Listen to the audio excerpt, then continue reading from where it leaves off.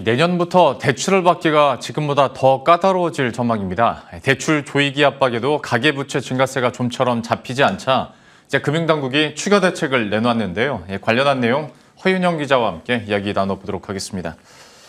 일단 이번 대책의 그 핵심이라고 볼 수 있는 건 차주 단위의 DSR, 그러니까 총부채 원리금 상환 비율 규제를 좀 앞당기겠다, 이건 거죠? 네, 맞습니다. 그래서 핵심은 차주 단위 DSR 규제를 2단계, 3단계 요거를 앞당겨서 시행하는 게 이번 대책의 핵심이다라고 보시면 될 것 같습니다. 그 DSR을 짧게 설명드리면 이 DSR이란 모든 가계대출 원리금, 그러니까 가계대출에는 신용대출, 주택담보대출이 모두 포함된 대출이거든요. 네. 이거 원리금, 원금과 이자 상환액을 연간 소득으로 나눈 값인데요.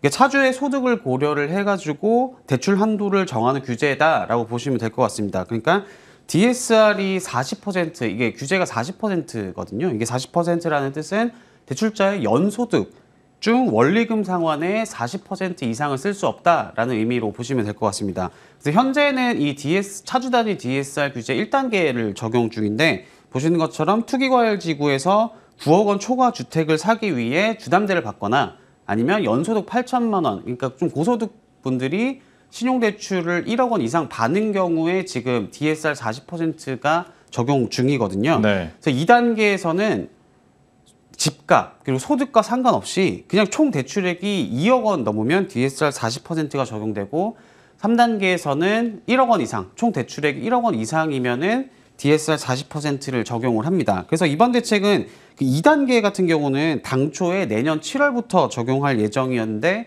이걸 내년 1월로 앞당기고 그 3단계는 내후년, 그러니까 내후년 7월이었는데 이거를 1년 앞당겨서 내년 7월부터 이제 시행을 하기로 했습니다. 그러니까 당장 내년 1월부터 이 기존 대출 그리고 만약에 또 내년 이후에 신규 대출을 받아서 총 대출액이 2억 원이 넘는다. 그리고 내년 7월부터 만약에 1억 원이 넘는다. 이러면 DSR 40% 규제를 적용받게 된다라고 보시면 될 것 같습니다.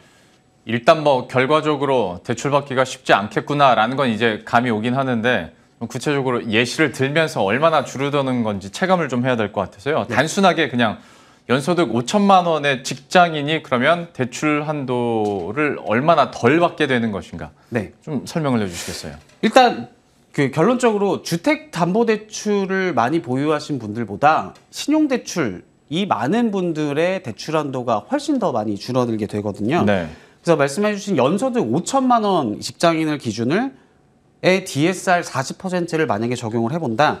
그렇게 하시면 신용대출이 아예 없으신 분이 이 9억 원짜리 아파트를 산다고 하면은 이 주담대 한도가 3억 6천만 원까지 나오거든요. 네. 근데 DSR 40%를 적용하면 이 직장인은 3억 8천만 원까지 받을 수가 있어요. 그러니까 쉽게 말해서 이 5천만 원인 분이 지금 신용대출 없는 연소득 5천만 원인 분인 지금 주택담보대출을 받아서 주택을 사나 아니면 내년 1월 규제 시행 이후에 주택을 사나 주담대 한도는 크게 별 차이가 없다는 거죠. 근데 네. 현실에서는 이게 신용대출이랑 주담대를 같이 받는 경우가 굉장히 많잖아요. 그래서 똑같은 조건, 연소득 5천만 원 직장인 분이 만약에 신용대출 5천만 원을 이미 보유하고 있다. 이 같은 조건에서 만약에 내년 1월 이후에 그 9억 원짜리 아파트를 산다 하면은 한도가 주담대 한도가 보시는 것처럼 1억 6천만 원. 그러니까 거의 반토막이 나게 돼버리는 네. 거죠. 또 이 현재는 연소득 5천만 원 이상인 직장인분이 신용대출을 1억 원 이상 보유하고 있다 해도 DSR 40%가 적용이 되지 않고 있는 상태예요. 지금은 왜냐하면은 연소득 8천만 원 이상인 고소득자만 신용대출 1억 원 이상을 받았을 때 이게 적용을 받거든요. 네. 근데 내년부터는 이분들, 그러니까 총 대출액이 1억 원, 연소득과 관계없이 그냥 총 대출액이 1억 원, 그러니까 2억 원, 내년 1월 2억 원, 7월 1억 원이 넘으면은 DSR 40%를 적용받게 됩니다.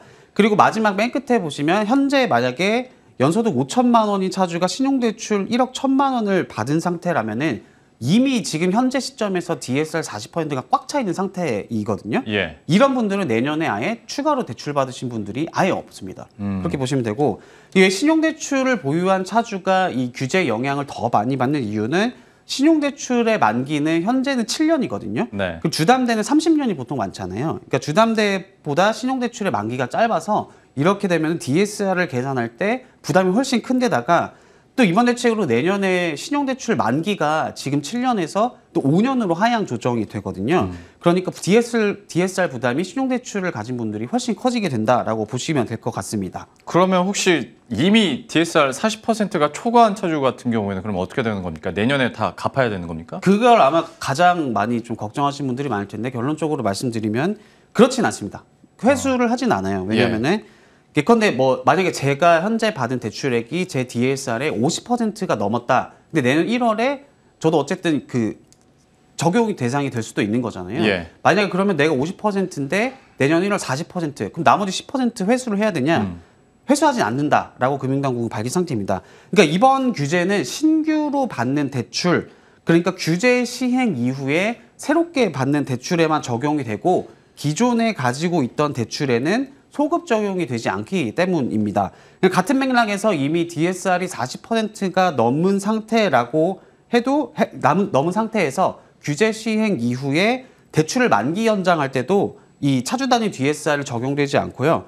그러니까 또 이 기존 대출 만기를 연장할 때도 DSR을 이유로 기존에 받으신 분들은 대출 한도가 감액되거나 그러지는 않습니다. 예. 다만 핵심은 이미 이 현재 시점에서 DSR 40%가 넘기신 차주분들은 내년부터 신규 대출을 받지 못한다라는 게 핵심이거든요. 그러니까 쉽게 말해서 연초도 5천만 원 직장인 분이 주담대로 4억 아니면은 신용대출 1억 원을 조금 넘게 가지고 계신 분들은 이미 좀 DSR 40%에 근접한 상태거든요. 이런 분들은 내년부터 대출을 받기가 굉장히 어려워진다라고 보시면 될 것 같습니다. 그리고 네.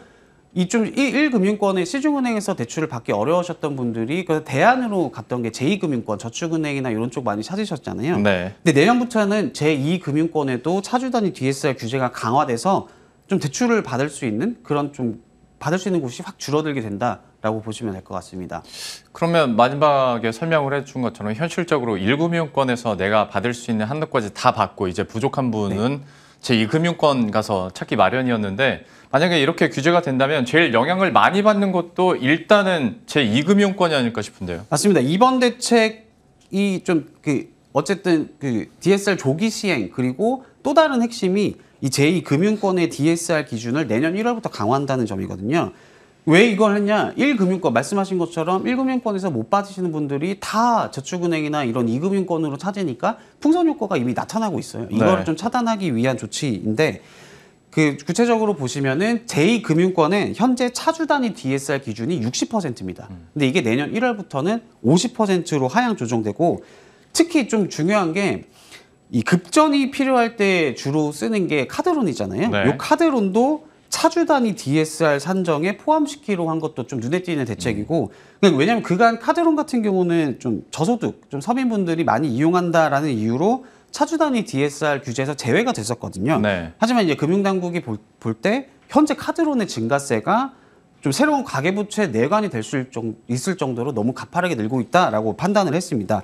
그리고 카드론 같은 경우는 다중채무자, 그러니까 여러 금융사에서 대출을 받은 이 다중채무자에 대한 대책도 마련이 되는데 5곳, 그러니까 5개 이상 다중채무자는 카드론을 아예 받을 수 없게 되고 또 다중채무 규모가 크다 이러면은 또 카드론 이용 한도도 줄어들게 됩니다. 예. 그리고 마지막으로 좀 논란이 역시 많았었던 전세 대출과 관련해서 이번 규제 대상에서는 좀 제외가 됐는데 앞으로 더 이쪽도 규제가 될 가능성이 지금 있습니까? 네, 맞습니다. 일단 말씀하신 것처럼 전세 대출 같은 경우는 실수요자분들의 반발이 워낙 심해서 네. 그 올해 총량 규제, 그러니까 가계부채 증가율을 관리할 때 이 전세 대출 포함하느냐 마느냐 이게 쟁점이었거든요. 일단은 포함을 하지 않기로 한 상태인데 하지만 만약에 이게 증가세가 잡히지 않는다. 만약에 잡히지 않으면 전세 대출도 규제할 수 있다라는 좀 경고성 발언을 내놓았거든요. 그래서 어떤 게 언급이 됐냐면은 전세 대출을 만약에 받은 차주가 추가로 뭐 신용 대출이든 주담대로 주로 신용 대출을 많이 받으시겠죠, 전세 대출. 이렇게 됐을 때 DSR에서 전세 대출 원금을 포함시켜 버릴 수도 있고 아니면은 뭐 전세 대출 보증 한도를 산정을 할 때 이제 소득, 그러니까 상환 능력, DSR을 적용한다는 얘기예요. 네. 그리고 아니면 전세대출 보증비율 인하 등을 언제든 쓸 수 있다. 지금 쓴다는 건 아니지만 가계대출 증가세가 안 잡히면은 전세대출도 규제할 수 있다라는 점도 좀 눈여겨봐셔야 되고 또 아까 말씀드렸듯이 올해 총량 관리에서 전세대출이 제외가 됐었거든요. 근데 내년부터는 다시 포함시켜서 관리를 하기로 했습니다. 네. 그래서 내년에 가계대출 증가율 목표치가 얼마냐면은 4에서 5%로 제시를 했는데 이게 올해는 6%잖아요. 그러니까 네. 올해보다 더 타이트하게 운영하겠다라는 뜻을 밝힌 것이어서 좀 전세대출 대란 같은 경우는 내년에도 반복될 수도 있지 않을까 그런 전망도 나오고 있습니다. 예. 지금까지 허윤영 기자와 함께했습니다. 잘 들었습니다.